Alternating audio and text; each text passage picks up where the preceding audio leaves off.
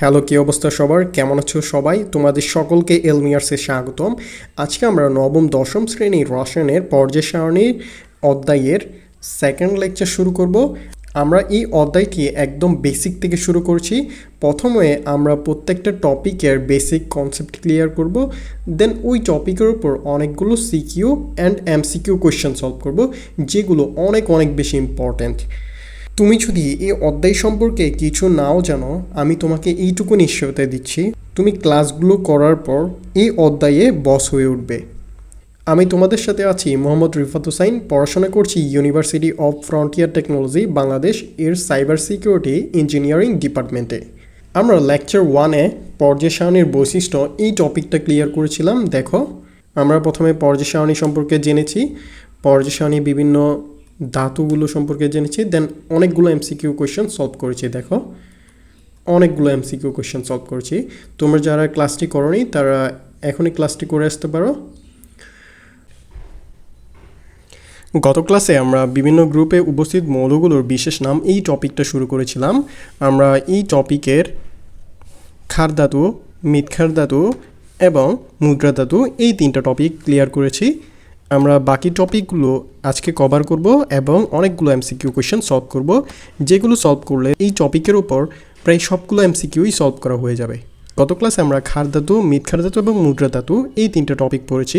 আমরা আজকে একটু আবার একবার রিভিশন দিব, যাতে আমাদের খুব সহজেই ব্রেনটা আবার একটু রিক্যাপ হয়ে যায়। চলো, গ্রুপ 1-এর হাইড্রোজেন ব্যতীত যে মৌলগুলো আছে এই মৌলগুলোকে ক্ষার ধাতু বলা হয়। এখন দেখো, গ্রুপ 1-এর মৌলগুলো মনে রাখার যে ট্রিক্সটা বলেছিলাম, হাই লিনাকে রুবি ছেঁচে ফেলেছে। হাই দিয়ে হচ্ছে হাইড্রোজেন, লি দিয়ে লিথিয়াম, না দিয়ে সোডিয়াম, কে দিয়ে পটাশিয়াম, রুবি দিয়ে রুবিডিয়াম, শেষে দিয়ে সিজিয়াম, ফেলেছে দিয়ে হচ্ছে ফ্রান্সিয়াম। এই হাইড্রোজেন ব্যতীত বাকি ধাতুগুলো হচ্ছে ক্ষার ধাতু। এখন এদের ক্ষার ধাতু বলা হয় কেন? কারণ এরা পানির সাথে বিক্রিয়া করে ক্ষার উৎপন্ন করে। এবার আসি, গ্রুপ 2-এর যে মৌলগুলো আছে এগুলোকে মৃৎক্ষার ধাতু বলা হয়। গ্রুপ 2-এর মৌলগুলো মনে রাখার আমরা একটা ট্রিক্স বলেছিলাম, বিরিয়ানি, মোগলাই, কাবাব সইয়ে বাড়িতে রাখো। Beryllium, magnesium, calcium, strontium, barium, radium এগুলো হচ্ছে গ্রুপ 2-এর মৌল।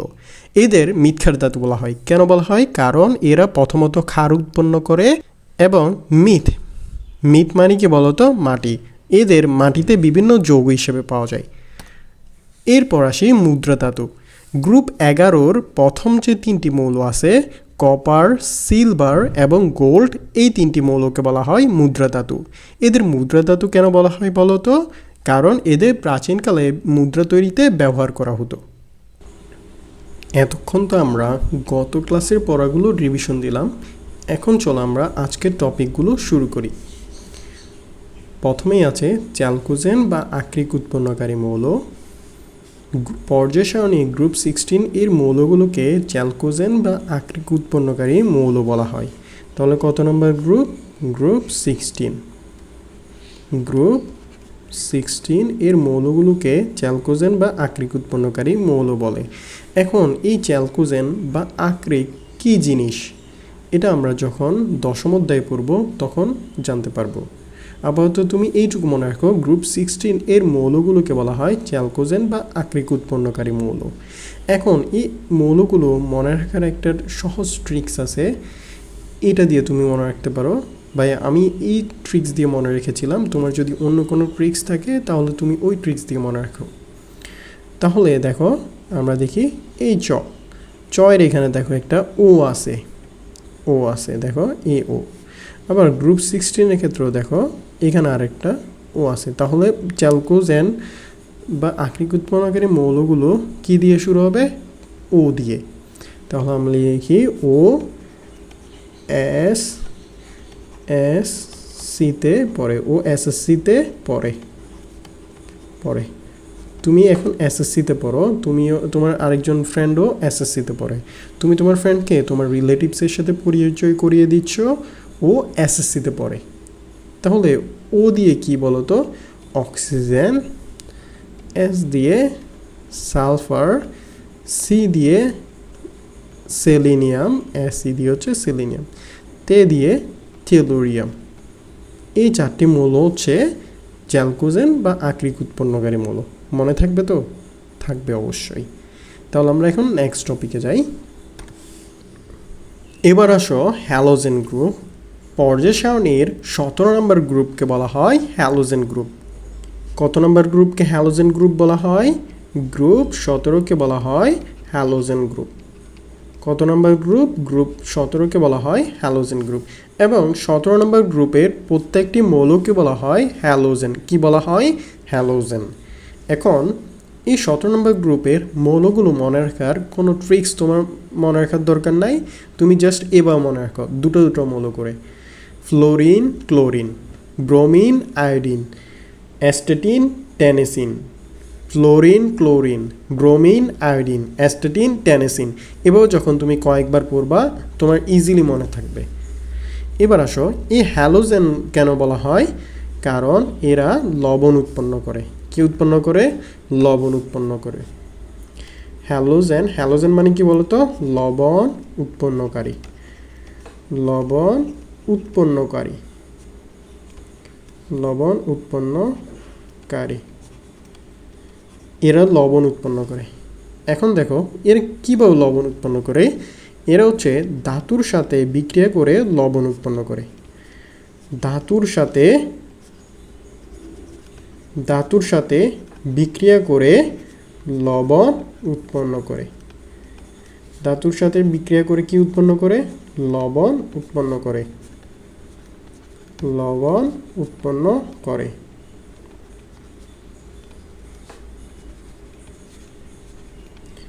দেখো সাপোজ আমরা একটা ধাতু নিচ্ছি কি সোডিয়াম। এই সোডিয়াম একটা ধাতু আমরা জানি। এই সোডিয়ামের সাথে একটা হ্যালোজেন নিই, সেটা হচ্ছে ফ্লোরিন। ফ্লোরিন বিক্রিয়া করে কি উৎপন্ন করবে বলো তো? Sodium fluoride. এই সোডিয়াম ফ্লোরাইড হচ্ছে একটা লবণ। সেমভাবে সোডিয়াম ধাতুর সাথে ক্লোরিন বিক্রিয়া করে কি উৎপন্ন করে? Sodium chloride. আমরা জানি সোডিয়াম ক্লোরাইড হচ্ছে একটা খাবার লবণের উপাদান। তাহলে দেখো এরা লবণ উৎপন্ন করতেছে না? হ্যাঁ, লবণ উৎপন্ন করতেছে। এখন এরা কি ধরনের লবণ উৎপন্ন করে? এগুলো হচ্ছে সামুদ্রিক লবণ। কেমন লবণ উৎপন্ন করে? সামুদ্রিক লবণ উৎপন্ন করে। সামুদ্রিক লবণ।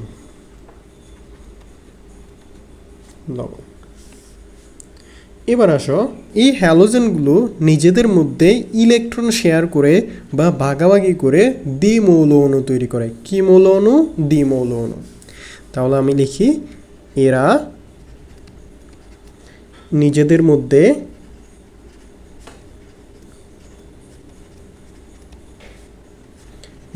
মধ্যে ইলেকট্রন ভাগাভাগি করে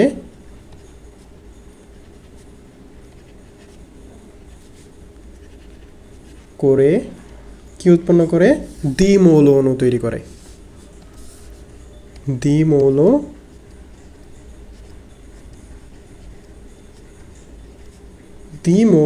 অণু তৈরি করে। দ্বিমৌল অণু তৈরি করে।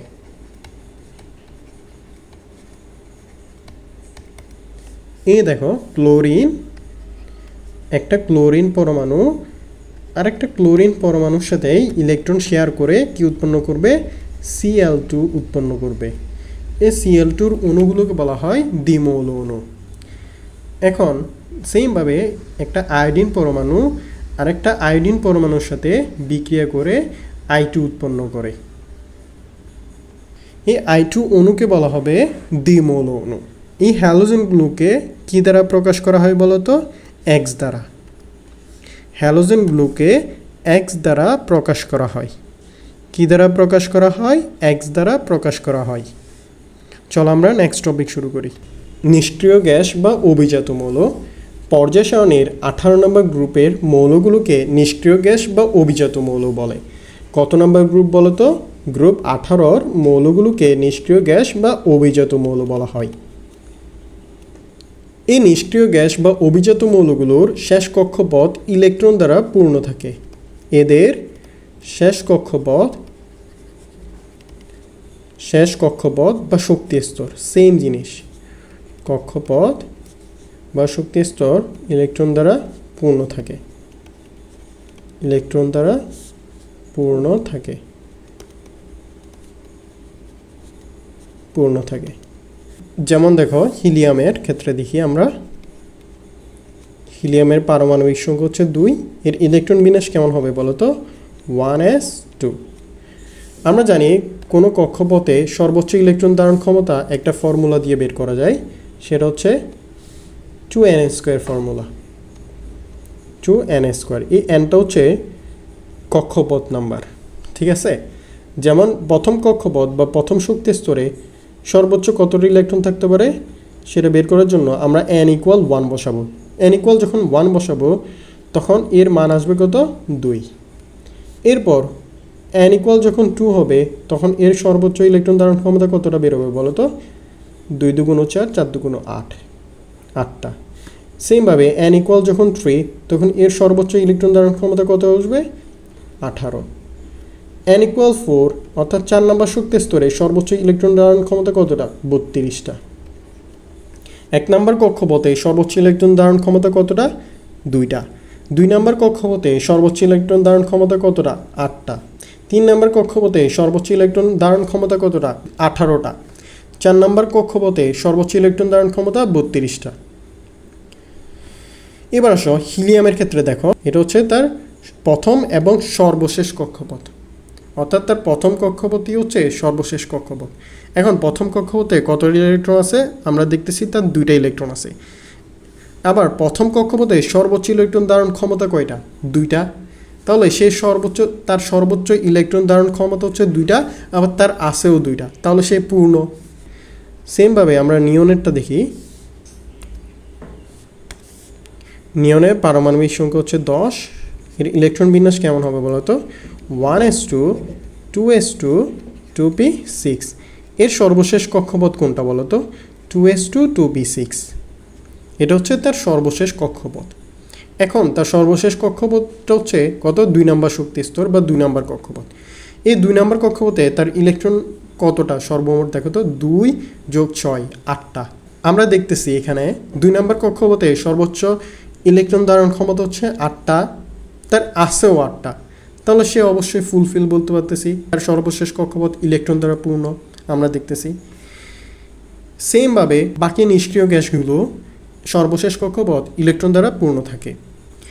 এই পূর্ণ থাকার ফলে এরা কারোর সাথে ইলেকট্রন বিনিময় বা ভাগাভাগি করে না, ফলে তারা কোনো বিক্রিয়ায় অংশগ্রহণ করে না।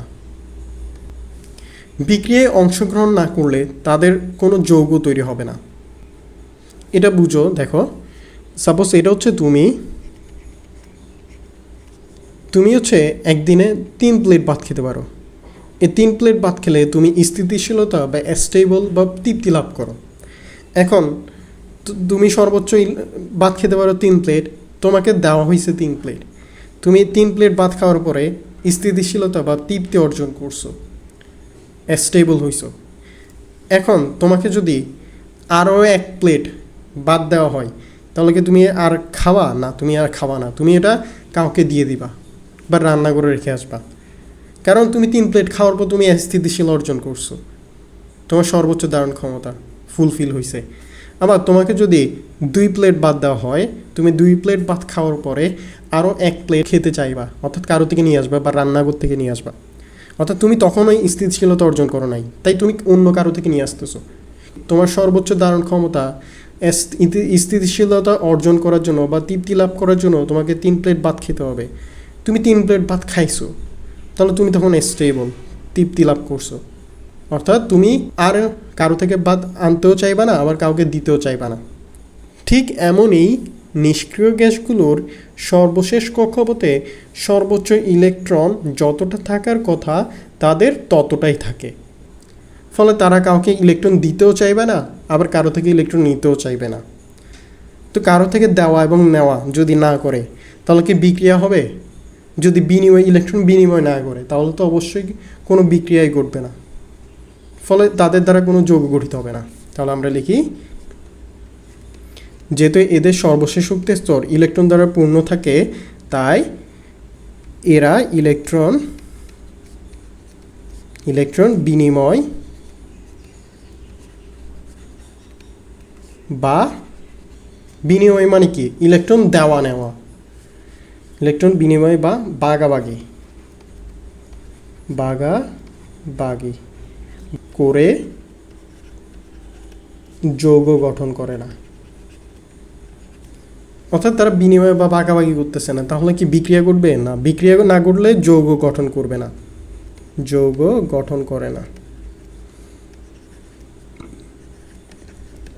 করে না। এই যে যৌগ গঠন করতেছে না, এর মানে কি বলতো? এরা বিক্রিয়া করে না, এরা বিক্রিয়া করে না, বিক্রিয়া করে না, করে না।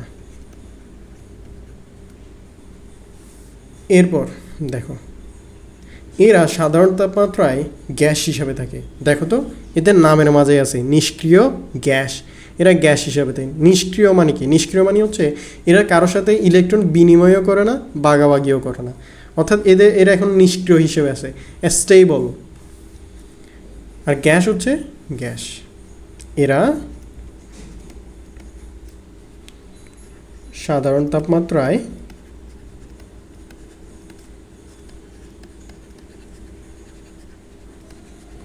গ্যাস হিসেবে থাকে, গ্যাস হিসেবে থাকে, গ্যাস হিসেবে থাকে। চলো আমরা নেক্সট টপিকে যাই। বিরল মৃত্তিকা ধাতু। পর্যায় সারণীর ল্যান্থানাইট সিরিজের মৌলগুলোকে বলা হয় বিরল মৃত্তিকা ধাতু। কাদের বিরল মৃত্তিকা ধাতু বলা হয়? ল্যান্থানাইট সিরিজের মৌলগুলোকে বলা হয় বিরল মৃত্তিকা ধাতু। তাহলে বলো তো, বিরল মৃত্তিকা ধাতু কতটি বলো তো? 15টি। কারণ আমরা দেখেছি ল্যান্থানাইট সিরিজে মৌল কতটি? 15টি, গত ক্লাসে দেখেছি। তাই বিরল মৃত্তিকা ধাতুর কতটি? 15টি। এবার অপধাতু, আমরা গত ক্লাসে পড়েছিলাম অপধাতু 6টি। দেখো এইখানে দেখো অপধাতু 6টি। আমরা একটা ট্রিক্স দিয়ে মনে রেখেছিলাম, বেবি তুমি আন্টিকে নিয়ে শীঘ্রই জার্মানি আসো। বেবি দিয়ে হচ্ছে বোরন, তুমি দিয়ে টেলুরিয়াম, আন্টিকে দিয়ে হচ্ছে এসবি বা এন্টিমনি, শীঘ্রই দিয়ে হচ্ছে সিলিকন, জার্মানি দিয়ে হচ্ছে জার্মেনিয়াম, আসো দিয়ে আর্সেনিক। এই 6টি মৌল হচ্ছে অপধাতু। অবস্থান্তর মৌল, এই অবস্থান্তর মৌলটা আমরা আগামী ক্লাসে পড়ব। এখানে কিছু জিনিস বুঝার আছে। আমরা চলো এতক্ষণ যা যা পড়লাম তার উপর আমরা কিছু এমসিকিউ কোয়েশ্চেন সলভ করি। এখন আমরা কিছু এমসিকিউ কোয়েশ্চেন সলভ করব, যেগুলো অনেক অনেক বেশি ইম্পর্ট্যান্ট। এই এমসিকিউগুলো আমি সলভ করার আগে তুমি নিজে সলভ করার চেষ্টা করবে অ্যান্ড দেন আমার সাথে মিলাবে।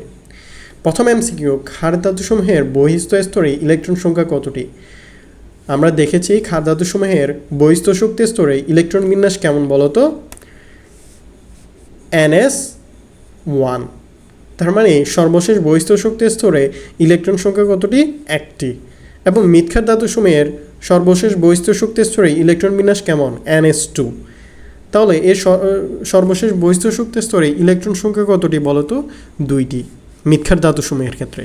ক্ষার ধাতুসমূহের সর্বশেষ বহিস্থ শক্তি স্তরে ইলেকট্রন সংখ্যা 1টি, আর মৃৎক্ষার ধাতুসমূহের সর্বশেষ বহিস্থ শক্তি স্তরে ইলেকট্রন সংখ্যা 2টি। ক্ষার ধাতুসমূহের বহিস্থ শক্তি স্তরে ইলেকট্রন সংখ্যা কয়টি হবে বলো তো? 1টি। নিচের কোন মৌলটি ক্ষার ধাতু? ক্ষার ধাতু মনে রাখার ট্রিক্সটা কী ছিল বলো তো? গ্রুপ 1-এর মৌলগুলো হচ্ছে হাই লিনাকে রুবি ছেঁচে ফেলেছে, হাই বাদে বাকিগুলো হচ্ছে ক্ষার ধাতু। তাহলে আমরা লিখি লিনাকে, লি দিয়ে লিথিয়াম, না দিয়ে সোডিয়াম, কে দিয়ে পটাশিয়াম, রুবি দিয়ে হচ্ছে রুবিডিয়াম, শেষে দিয়ে হচ্ছে সিজিয়াম, ফেলেছে দিয়ে হচ্ছে ফ্রান্সিয়াম। তাহলে এখানে অ্যান্সার কী হবে বলো তো? রুবিডিয়াম। কোন ধাতুটি মাটিতে বিভিন্ন যৌগ হিসেবে পাওয়া যায় বলো তো? কাদের যৌগ হিসেবে মাটিতে পাওয়া যায়? মৃৎক্ষার ধাতুসমূহকে। তাহলে মৃৎক্ষার ধাতুসমূহ মনে রাখার ট্রিক্সটা কী ছিল? বিরিয়ানি, মোগলাই, কাবাব সরিয়ে বাটিতে রাখো। বিরিয়ানি দিয়ে হচ্ছে বেরিলিয়াম, মোগলাই দিয়ে হচ্ছে ম্যাগনেশিয়াম, কাবাব দিয়ে ক্যালসিয়াম, কাবাব সরিয়ে দিয়ে হচ্ছে অ্যাস্ট্রনসিয়াম, বাটিতে দিয়ে হচ্ছে বেরিয়াম, রাখো দিয়ে রেডিয়াম। তাহলে এখানে অ্যান্সার কী হবে? ম্যাগনেশিয়াম। এরপর মৃৎক্ষার ধাতুসমূহের বহিস্থ স্তরে কতটি ইলেকট্রন থাকে বলো তো? আমরা কিছুক্ষণ আগে দেখেছি 2টি ইলেকট্রন থাকে। নিচের কোনটি মুদ্রা ধাতু? মুদ্রা ধাতু কী ছিল বলো? কপার, সিলভার, গোল্ড, এগুলো হচ্ছে মুদ্রা ধাতু। Copper, silver, gold. এই কপার হচ্ছে কি? তামা। কপার মানে কি? কপার মানে হচ্ছে তামা। আর সিলভার মানে তো সিলভার, এটা কি? সিলভার,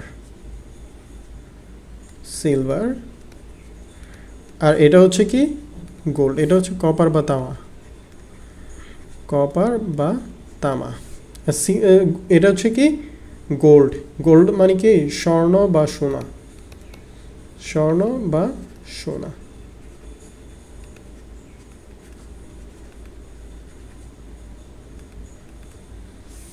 তাহলে এর অ্যান্সার কী হবে? নিচের কোনটি মুদ্রা ধাতু? গোল্ড। মুদ্রা ধাতু কোনটি? তামা।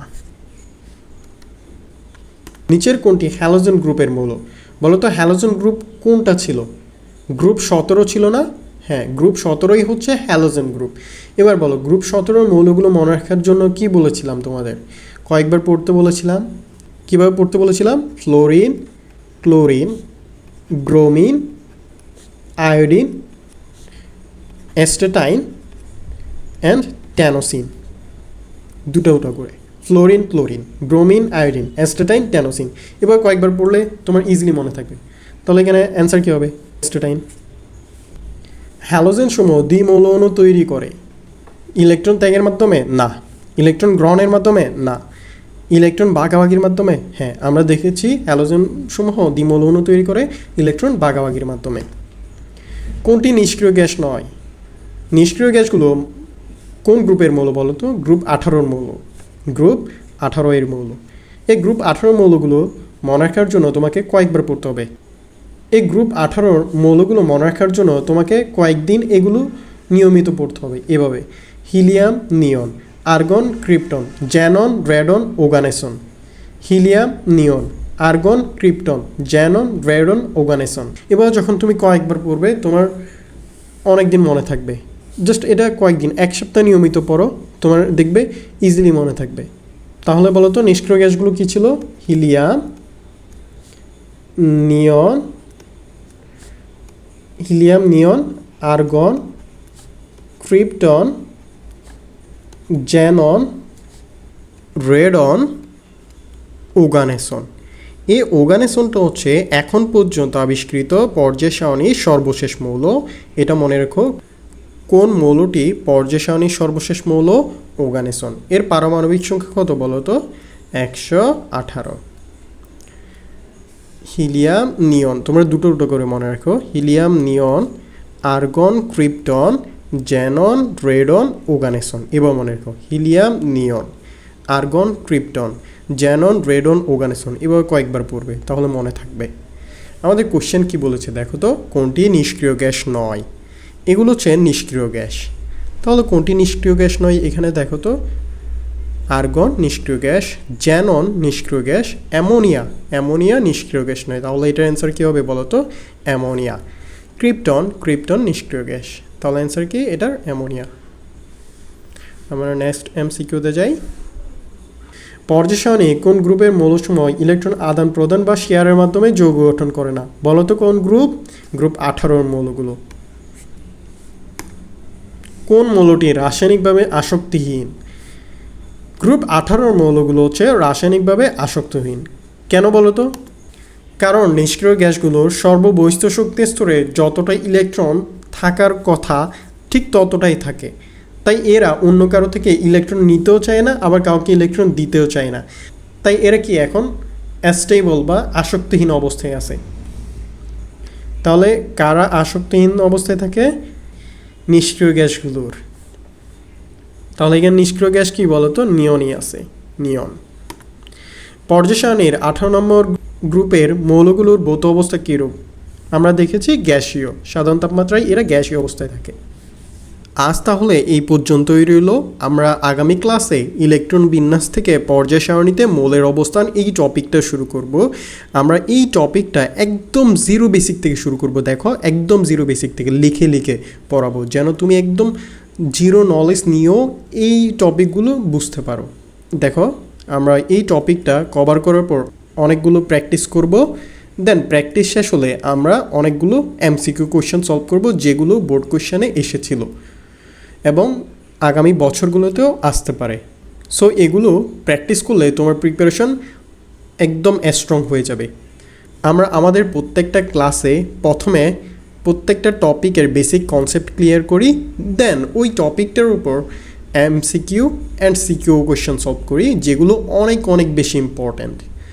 সো তোমাদের আগামী ক্লাস দেখার আমন্ত্রণ জানিয়ে আমরা আজকের ক্লাসটি এখানেই শেষ করছি। আজকের ক্লাসটি তোমার কেমন লেগেছে তা কমেন্ট সেকশনে আমাদের জানাতে পারো এবং বন্ধুদের সাথে শেয়ার করতে পারো। এবং আজকের ভিডিওটি ভালো লাগলে অবশ্যই চ্যানেলটিকে সাবস্ক্রাইব করবে এবং ভিডিওটি লাইক করবে। আল্লাহ হাফেজ।